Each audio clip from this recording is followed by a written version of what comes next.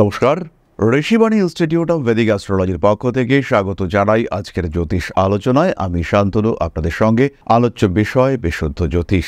আমরা আলোচনা করব পঞ্চগ্রহ যোগ নিয়ে। আমরা আলোচনা করব গ্রহ সঞ্চার বিষয়ে। 5টি গ্রহ রবি, বুধ, শুক্র, শনি এবং রাহু এরা একত্রে হতে চলেছে মীন রাশিতে। এই যে 5টি গ্রহ যোগ মীন রাশিতে সৃষ্টি হচ্ছে আগামী 29শে মার্চ থেকে 14ই এপ্রিল পর্যন্ত, তার প্রভাব কিন্তু রাশিচক্রের প্রত্যেকটি রাশির উপরে পড়বে। আজকে আমরা আলোচনা করব মকরকে নিয়ে। মকর কালপুরুষের 10ম রাশি। শনির দ্বারা প্রভাবিত এই মকর রাশির মানুষরা তারা কিন্তু 7.5-এর প্রভাব থেকে মুক্ত হচ্ছেন। ফলে তাদের একটা স্ট্রেংথ, স্ট্যামিনা এটা বাড়তে দেখতে পাওয়া যাবে, একটা ব্লকেজ সেটা কমতে দেখতে পাওয়া যাবে। তৃতীয়ভাবে রাহু শুক্রের কম্বিনেশন উৎসাহ উদ্যম বাড়িয়ে তুলবে এবং সেখানে শনির অবস্থান সেখানে একটা স্ট্রিমলাইন্ড পাথ নিয়ে আসার চেষ্টা করবে।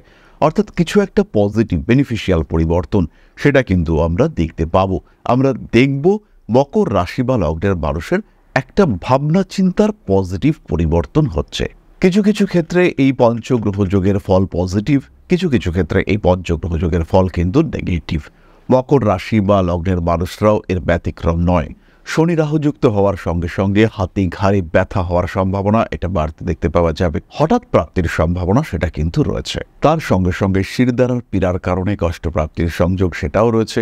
হঠাৎ করে ঘাড় ঘোরাতে গিয়ে এমন খটকা লাগলো যে সেই ঘাড় 4 দিন আর ঘুরছে না এবং আপনার রয়েছিল একটা ইন্টারভিউ, এমন একটা ইন্টারভিউ যে ইন্টারভিউ আপনার জীবনে পরিবর্তন নিয়ে আসতে পারত, কিন্তু আপনি সেই ইন্টারভিউ প্রপার ওয়েতে দিতে পারলেন না, তৈরি হলো সমস্যা, ঝামেলায় পড়লেন আপনি। তৃতীয়ভাবে রবি, বুধ, শুক্র হঠাৎ করেই আপনার শিল্প কলা যেটা আপনার ভেতরে ছিল সেটা একটা রাস্তা পেল বেরিয়ে আসবার। হয়তো আপনি একজন নৃত্যশিল্পী, কিন্তু প্রপার প্ল্যাটফর্ম আপনি পাচ্ছেন না। এবার কিন্তু সেই প্ল্যাটফর্ম পাওয়ার একটা সম্ভাবনা তৈরি হতে দেখতে পাওয়া যাবে।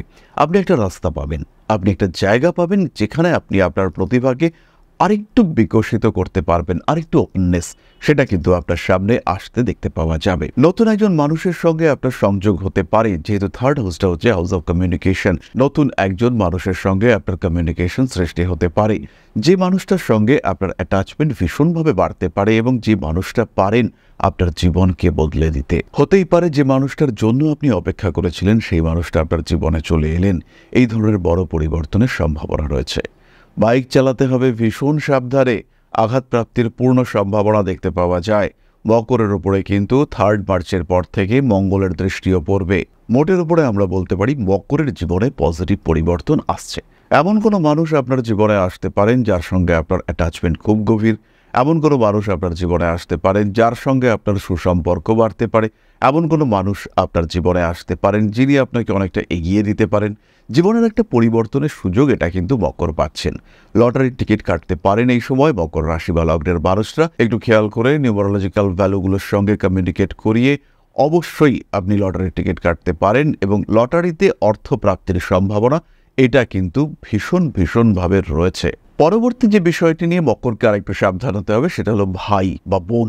নিজের ছোট ভাই, নিজের ছোট বোন, এদের শরীর স্বাস্থ্য, এদের সঙ্গে বিহেভিয়ার, এদের সঙ্গে অ্যাটাচমেন্ট, আপনার পার্সোনাল রিলেশনশিপ, ভাই বোনের সঙ্গে ফাইন্যান্সিয়াল রিলেশনশিপ, এই বিষয়গুলিকে নিয়ে কিন্তু আরেকটু বেশি করে ভাবার প্রয়োজনীয়তা রয়েছে। কোনো সম্পত্তির বন্টন হতে চলেছে, কনভিন্স করতে চাইছেন, কনভিন্স করাতে চাইছেন, কোনো মীমাংসা করতে চাইছেন, কোনো রিলেশনশিপে ব্রেকআপ করতে চাইছেন বা কোনো রিলেশনশিপে ফার্দার অ্যাটাচমেন্ট ক্রিয়েট করতে চাইছেন, এই ধরনের বিষয়গুলিকে কমপ্লিট করা, ক্লোজ করা, তার কিন্তু সম্ভাবনা মকরের ক্ষেত্রে আসছে। যে কোনো ধরনের সেটেলমেন্ট এইটা কিন্তু মকর এই সময় করে নিতে পারেন এবং যদি মকর এই সময় এই সেটেলমেন্ট করেন তাহলে কিন্তু মকরের জীবনে যথেষ্ট উন্নতির সম্ভাবনা দেখতে পাওয়া যাবে। মকর নিজের জীবনে হিউজ ডেভেলপমেন্ট সেটা করতে পারবেন। এই সময় মকরের হঠাৎ প্রাপ্তিযোগ হতে পারে। খুব ক্লোজ কোনো রিলেটিভের শরীর স্বাস্থ্য নিয়ে দুশ্চিন্তায় পড়তে পারেন মকর। কিন্তু এই শারীরিক সমস্যা, এই দুশ্চিন্তা যখন আসছে, এই অস্থিরতা যখন আসছে, সেই সময় কিন্তু আপনাকে ভীষণ অ্যাক্টিভ হয়ে উঠতে হবে। হতেই পারে বাড়ির কোনো একজন মানুষ তিনি অসুস্থ হয়েছেন, আপনাকে কিন্তু ঝাঁপিয়ে পড়তে হবে। এরই সঙ্গে সঙ্গে মকর রাশি বা লগ্নের মানুষদের কিছু রাজনৈতিক যোগাযোগ বাড়তে দেখতে পাওয়া যাবে। সেটেলমেন্ট হওয়ার জন্য এই রাজনৈতিক যোগাযোগগুলি কিন্তু ভীষণ গুরুত্বপূর্ণ। এই যে রাজনৈতিক যোগাযোগগুলি আসবে, এদের পজিটিভিটিকে কাজে লাগাবার চেষ্টা আপনাকে করতে হবে। সম্পত্তি বন্টনের ক্ষেত্রে, কোনো জায়গা কেনাকাটার ক্ষেত্রে এই বিষয়গুলি কিন্তু ভীষণ ভীষণ পজিটিভ। উন্নতির সম্ভাবনা অনেক অনেক বেশি।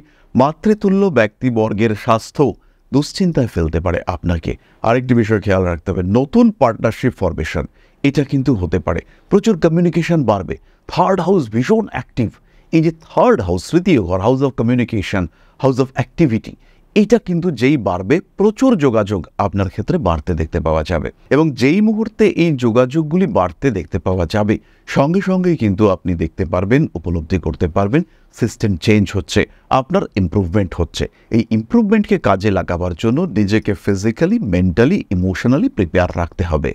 চলে আসা যাক আপনাদের প্রশ্নে। প্রশ্ন করেছেন অঙ্কিতা জানা, ডেট অফ বার্থ 4/12/2003, জন্মের সময় 6:25 AM, Bati village, Balak district, Daspur. Sir please বলুন আমার বিয়ে কবে হবে, প্লিজ বলুন স্যার। বিয়ে বা বিবাহ এই শব্দের পূর্ণ অর্থ হলো বিপদ বাড়ানো হলো। বিয়ে নিয়ে এত উদ্বিগ্ন হওয়ার থেকে ক্যারিয়ার নিয়ে আরেকটু উদ্বিগ্ন হতে হবে। বিয়ে তো করতেই হবে, বিয়ে আমরা করব, সুন্দর সংসার করব, কিন্তু তার সঙ্গে সঙ্গে বর্তমান যুগের যা পরিস্থিতি, আমাদেরকে অবশ্যই একটু স্ট্রং ক্যারিয়ার এটা কিন্তু করতে হবে। যাই হোক অঙ্কিতা, তোমার বিবাহের যোগ চলছে। 2025 সালের অক্টোবর মাস নাগাদ আমরা বিবাহ আশা করতে পারি। বিবাহিত জীবন মাঝারি অথবা ভালো। বিবাহিত জীবনে একটু অ্যাডজাস্ট করতে হবে। অ্যাঙ্গার ইস্যু রয়েছে, হঠাৎ হঠাৎ রেগে যাওয়ার টেন্ডেন্সি এটা তোমার ক্ষেত্রে রয়েছে। এটাকে কিন্তু ভীষণভাবে কন্ট্রোল করার চেষ্টা তোমায় করতে হবে, এবং তখনই কিন্তু তুমি ভালো থাকতে পারবে, হ্যাপি ম্যারিড লাইফ লিড করতে পারবে। তাহলে আজকের আলোচনা আমরা আর দীর্ঘায়িত করব না। সবাই সুস্থ থাকুন, ভালো থাকুন। মা শ্রী শ্রী আদিশক্তির আশীর্বাদে আপনাদের জীবন আরও আরও আরও সমৃদ্ধ হয়ে উঠুক। জয় মা আদিশক্তি। নমস্কার।